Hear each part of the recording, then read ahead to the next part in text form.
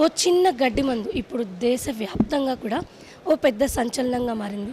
ఎంతో డిస్కషన్కి దారితీసింది. ఇంతకీ అసలు ఈ గడ్డి మందు ఏం చేస్తుంది, మన ప్రాణాలని ఎలా హరిస్తుంది, దీని గురించి తెలిపేందుకు ప్రస్తుతం మనతో ఉన్నారు డాక్టర్ గంగాధర్ గారు. ఆయన తెలుసుకుందాం. సార్, గడ్డి మందు జనరల్గా మనం పొలాల్లో వాడుతుంటారు, సాధారణంగా వాడే ఒక మందు గురించి ఈరోజు మనం ఇంత పెద్ద స్థాయిలో చర్చించాల్సిన అవసరం ఎందుకు వచ్చిందంటారు?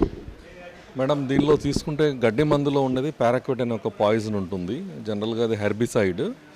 అది దానిలో గడ్డిని చంపడానికి ఉపయోగిస్తుంది. బట్ దీనిలో ఉన్న మెయిన్ కెమికల్ అనేది పారాక్విట్ డైక్లోరైడ్ అని ఉంటుంది. ఇది ఒకసారి శరీరంలోకి ఎంటర్ అయిన తర్వాత వెంటనే అది టిష్యూస్లోకి వెళ్ళిపోతుంది. అంటే లంగ్స్లోకి వెళ్ళిపోతుంది, తర్వాత కిడ్నీస్లోకి వెళ్ళిపోతుంది, లివర్లోకి వెళ్ళిపోతుంది. అది చాలా వరకు పాయిజన్స్లో మనము వామిటింగ్ చేస్తే ఆ పాయిజన్ బయటకు వెళ్ళిపోతుంది. కానీ ఈ పాయిజన్లో నాకు యూనిక్నెస్ ఏంటంటే వెంటనే అబ్జార్బ్ అయిపోతుంది.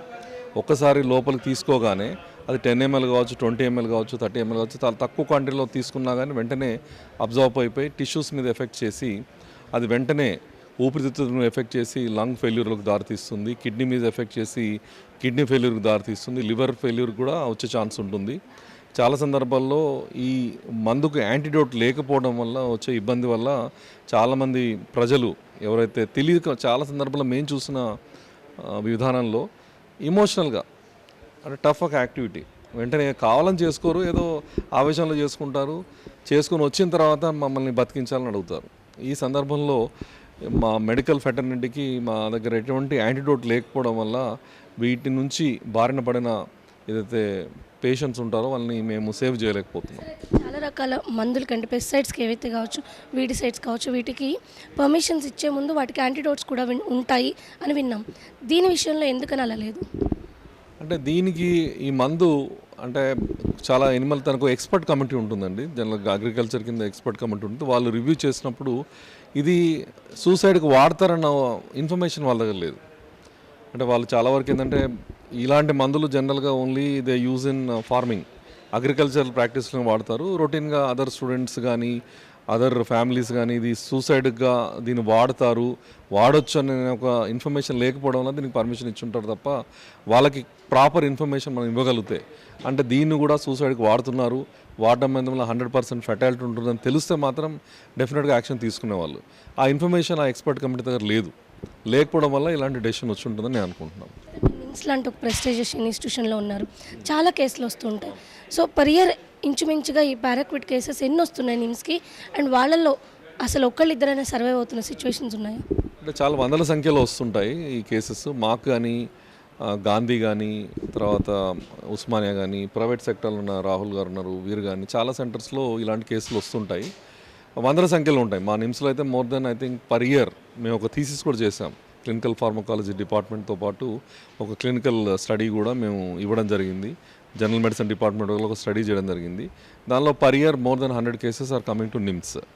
సో దానిలో ఎక్స్పోజర్ వెంటనే తీసుకున్న 10-15 నిమిషాల్లో వచ్చిన 10 ml తీసుకున్న వాళ్ళు కూడా మోర్టాలిటీ చాలా ఎక్కువగా ఉంది. More than 95 to 99% mortality. 1% ఏమైనా తట్టుకొని బయటపడితే పడవచ్చు, కానీ వాళ్ళలో కూడా కాంప్లికేషన్స్ ఉంటాయి. లంగ్ ఫెయిల్యూర్ అయ్యే అవసరం ఉంటుంది, కిడ్నీ డయాలసిస్ కంటిన్యూ చేయే అవసరం ఉంటుంది. సో కాబట్టి దీనిలో మోర్టాలిటీ ఈజ్ ఆల్మోస్ట్ 100%. పారాక్విట్ తీసుకున్న వాళ్ళలో ఎన్ని రోజుల్లో దీని ఇంపాక్ట్ పెరిగే అవకాశం ఉంటుందంటే కొన్ని రోజులు డెత్స్ 5 daysలో అవుతున్నాయి అంటున్నారు, కొన్ని సింగిల్ డే అవుతున్నాయి. సో మేజర్గా ఏ టైం, ఎంత డ్యూరేషన్ ఉంటుంది దీనికి? అంటే జనరల్గా అయితే వాళ్ళు వెంటనే రాగానే వామిటింగ్ డయేరియాతో వచ్చి ముందు కిడ్నీ ఫెయిల్యూర్తో వస్తారు. కిడ్నీ ఫెయిల్యూర్ అయిన తర్వాత వెంటనే లంగ్ ఫెయిల్యూర్ స్టార్ట్ అవుతుంది. సో ఎర్లీగా మేనిఫెస్టేషన్ వచ్చినప్పుడు 4-5 అవర్స్లోనే దీని సిమ్టమ్స్ కనబడడం మొదలు పెడతాయి. ముందు వామిటింగ్స్, రెచ్చింగ్స్ అన్నీ ఉంటాయి. దాని తర్వాత కిడ్నీ షట్ డౌన్ అయిపోతుంది, యూరిన్ రాదు, దానికి డయాలసిస్ స్టార్ట్ చేస్తాము. దాని తర్వాత లంగ్ సిమ్టమ్స్, బ్రెత్లెస్నెస్ వస్తుంది. సో దాని తర్వాత సడన్గా మయోకార్డల్ కూడా ప్రాబ్లం వచ్చే ఛాన్స్ ఉంటుంది. సడన్ డెత్స్ అవుతాయి, వెంట్రికులర్ టాకికార్డియా కానీ వెంట్రికులర్ ఫిబ్రిలేషన్స్ వచ్చే అవకాశం ఉంటుంది. సో సీక్వెన్స్ ఎఫెక్ట్ తీసుకుంటే ముందు జిఐ ఎఫెక్ట్స్ ఉంటాయి, తర్వాత కిడ్నీ మీద ఇంపాక్ట్ పడుతుంది, తర్వాత లంగ్స్ మీద పడుతుంది, తర్వాత హార్ట్ మీద పడుతుంది. సో డెత్ అనేది జనరల్గా కార్డియాక్ ప్రాబ్లంతో డెత్ అయ్యే అవకాశం ఉంటుంది. ఇది మొత్తం మనం కావాలని తీసుకునే వాళ్ళ గురించి మాట్లాడుతున్నాం, కానీ ఫార్మింగ్లో ఉండేవాళ్ళు దాన్ని అంటే అగ్రికల్చర్లో వినియోగించేటప్పుడు కూడా అనుకోకుండా కన్జ్యూమ్ చేసే అవకాశం ఉంటుంది. గాలిలో పీలుస్తూ ఉంటారు, ఒక్కొక్కసారి ఆ చేతులు నోట్లో పెట్టుకుంటారు. వీటి వల్ల దీర్ఘకాలికంగా ఎలాంటి ఇబ్బందులు వస్తాయి? ఖచ్చితంగా దీన్ని బ్యాన్ చేయాల్సిన అవసరం గురించి మీరేమంటారు? మీరు అన్న చాలా ఇంపార్టెంట్ పాయింట్ చెప్పారు. చాలా సందర్భాల్లో ఏంటంటే ఇది తెలియకుండా కూడా మనకి చర్మం ద్వారా వాళ్ళు పిచికారి చేస్తారు జనరల్గా. దాన్ని చేసినప్పుడు మనం ప్రొటెక్టివ్ వేర్ పెట్టుకోరు. అంటే ప్రొటెక్టివ్ వేర్ అంటే దానికి మన దగ్గర ఫార్మింగ్ టెండెన్సీలో జనరల్గా బేర్గా వెళ్తారు, లేకుంటే ఫుల్ హ్యాండ్స్ వేసుకోవడము, తర్వాత దానిపైన ఒక ప్లాస్టిక్ వేర్ వేసుకొని పిచికారి చేయడం అని, తర్వాత మాస్క్ పెట్టుకోవడము, అలాంటిది పెట్టుకుంటే డెఫినెట్గా ఇన్హలేషన్ మీరు అన్నది ఊపిరితిత్తుల ద్వారా లోపల పోయే అవకాశం ఉంటుంది. చర్మం మీద పడితే చర్మం ద్వారా కూడా లోపల పోయే అవకాశం ఉంటుంది. ఈ రకమైనటువంటి రూట్ ఆఫ్ తాగడమే కాదు, మీరు అన్నది చాలా ఇంపార్టెంట్ పాయింట్ చెప్పారు మీరు. తాగడంతో పాటుగా అదర్ మోడ్స్ తీసుకుంటే చర్మం ద్వారా పోవచ్చు, ఊపిరితిత్తుల ద్వారా పోవచ్చు. వీటిని కూడా మనము ప్రొఫెషనల్గా ఎడ్యుకేట్ చేయాలి. మన ఏదైతే వ్యవసాయ కూలీలు ఉంటారో వాళ్ళకి చెప్పాలి. వాళ్ళకి చెప్పేటప్పుడు ఏం చెప్పాలంటే దీని ద్వారా కూడా మీకు పాయిజనింగ్ అవకాశం ఉంటుంది కాబట్టి జాగ్రత్తగా ఉండండి అని చెప్పాలి. చాలా సందర్భాల్లో వీళ్ళు పిచికారి చేసి కూడా పాయిజన్తో వచ్చిన కేసులు మేము చూసాం. తెలియకుండా పిచికారి చేసాం సార్, అది మీద పడింది, దానివల్ల మాకు ఈ ప్రాబ్లం వచ్చింది చూసాం. సో దీని మీద లాంగ్ టర్మ్ ఇంపాక్ట్ స్టడీ జరుగుతున్నాయి. Some time they are linking ఈ పారాక్వెట్తో కొంచెం పార్కిన్సన్స్ స్లో డోస్ వేయడం వల్ల పార్కిన్సన్స్ డిజీజ్ వచ్చే అవకాశం ఉందని కొన్ని స్టడీస్ చెప్పాయి.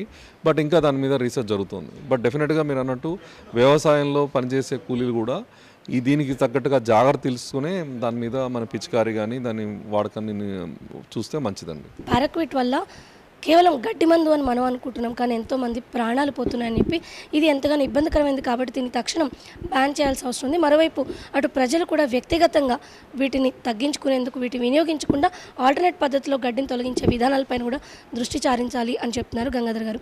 కెమెరా పర్సన్ రమేష్తో రమ్య, ఈటీవీ న్యూస్, హైదరాబాద్.